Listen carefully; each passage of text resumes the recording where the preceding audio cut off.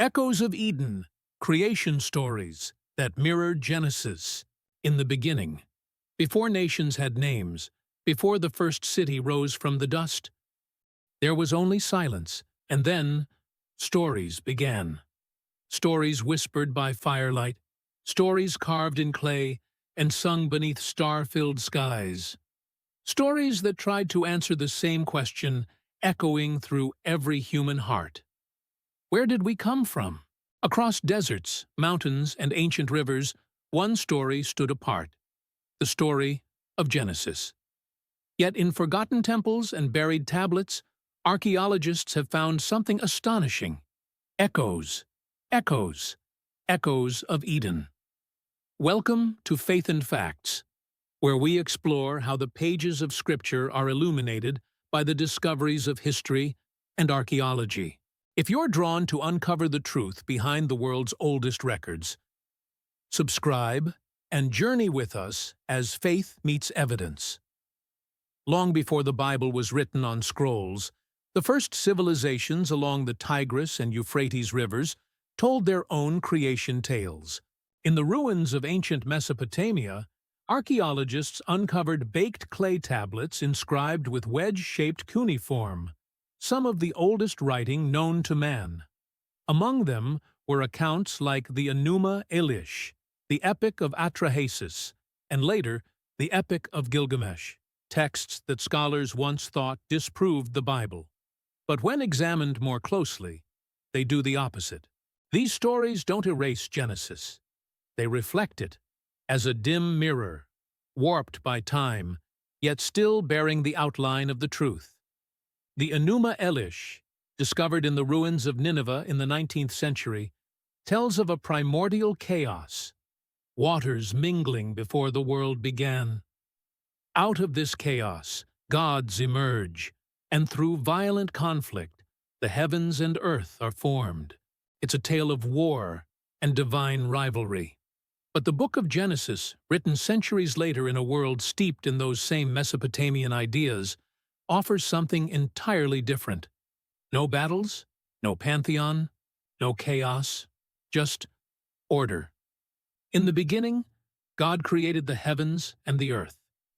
One God. Speaking, not fighting, creation into existence. A universe born not from bloodshed, but from purpose. This difference is not a contradiction of culture. It's a revelation within it. Genesis doesn't borrow from pagan myth. It corrects it. It speaks into a world accustomed to gods at war and declares, there is only one, and he is not at war with his creation. Archaeologists working in Babylon, Uruk, and Eridu, cities that once flourished around 3000 BC, have uncovered temple foundations dedicated to gods like Marduk, Enki, and Inanna. Their rituals often included reenactments of cosmic battles. And yet, in these same regions, centuries later, Abraham would be called by the voice of the same Creator who formed Adam. Archaeology reminds us that the story of the Bible unfolds not in isolation, but in conversation with its world. The soil of Mesopotamia holds both the idols of false gods and the footprints of a man called to walk by faith. Even the structure of the Genesis creation account reveals extraordinary sophistication. In 6 days, order is formed from chaos, light, sky, land, stars, creatures, humanity, and on the 7th, rest. It's not a random sequence of events. It's a poetic architecture of purpose, perfectly balanced, reflecting the symmetry found in ancient Hebrew writing. When compared to surrounding cultures, the contrast is startling. The Egyptian Book of the Dead speaks of gods forming from the waters of Nun, while the Sumerian Eridu Genesis mentions divine councils shaping humanity to serve the gods. But Genesis reverses that. Humanity isn't made to serve the gods. Humanity is made to walk with God.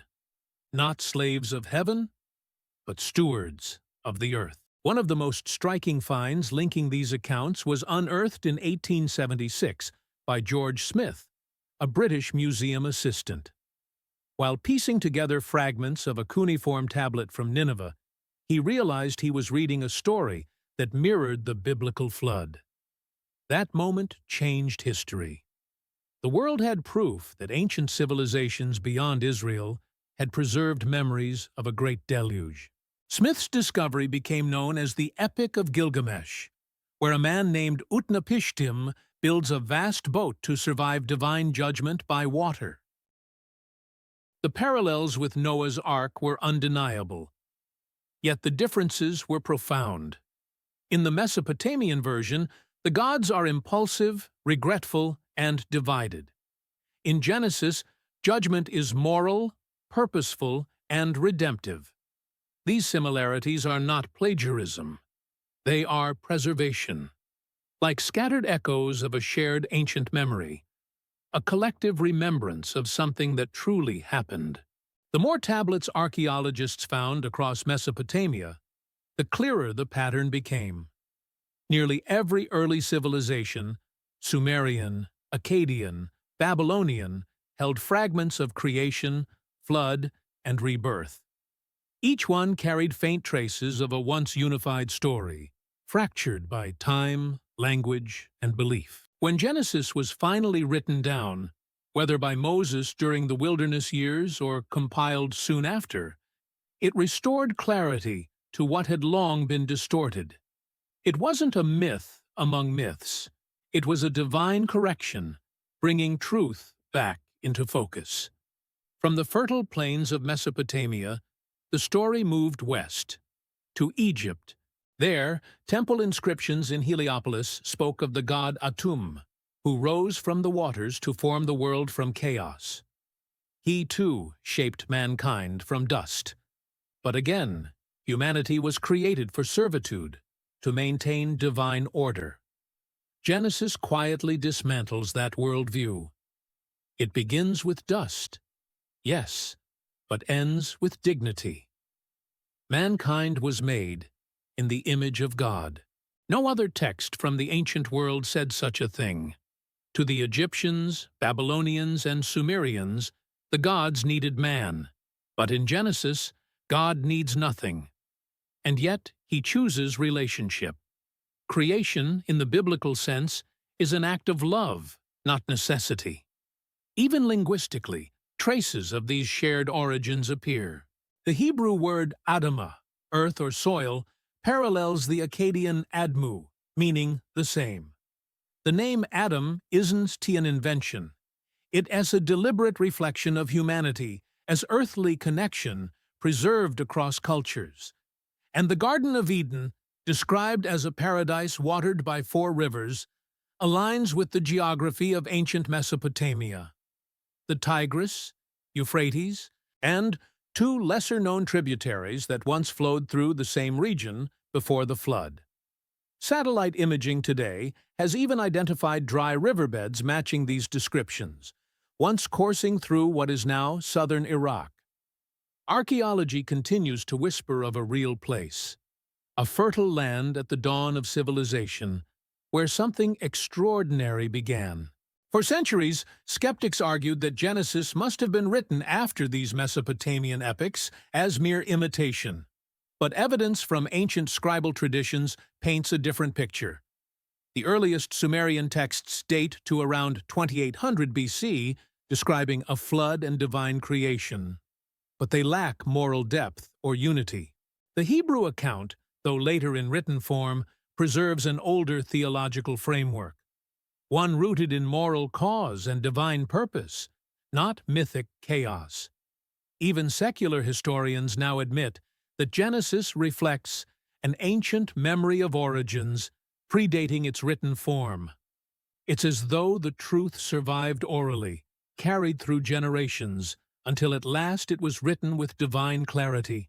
When we place these ancient accounts side by side, a pattern emerges, not of contradiction, but of convergence.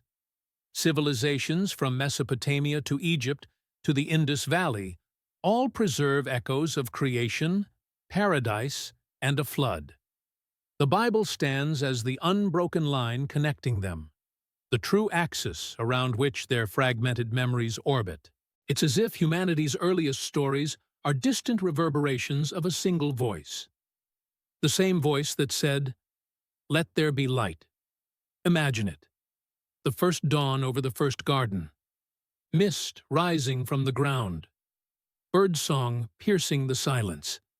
A man and a woman, breathing life for the first time, looking at the world not with fear, but wonder. That moment, Genesis tells us, is where history truly began, not in myth, but in meaning. And even as cultures drifted and languages divided, that origin remained in human memory. Archaeology now confirms what faith has long known, that beneath every myth lies a memory, and behind every echo stands a truth. Perhaps that's what draws us back to Eden, not just the beauty of creation, but the ache of remembering. Somewhere deep within, humanity still longs for that garden, the place where heaven and earth were one, where work was joy and life was pure. Every ancient story, from Babylon to Egypt, seems to reach for that same lost perfection. But only Genesis tells us how it was lost, and why it can one day be restored. Archaeology continues to uncover fragments of our forgotten past. Each discovery, another whisper from the dust, confirming that the Bible's story of beginnings stands alone in its moral clarity and historical depth.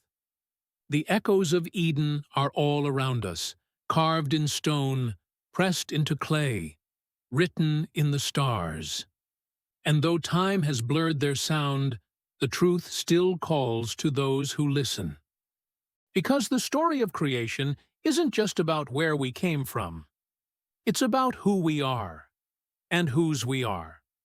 If this journey through history and faith has inspired you, please take a moment to like this video, leave your thoughts in the comments, and subscribe for more explorations into the evidence behind the Bible.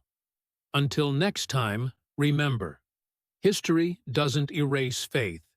It reveals it.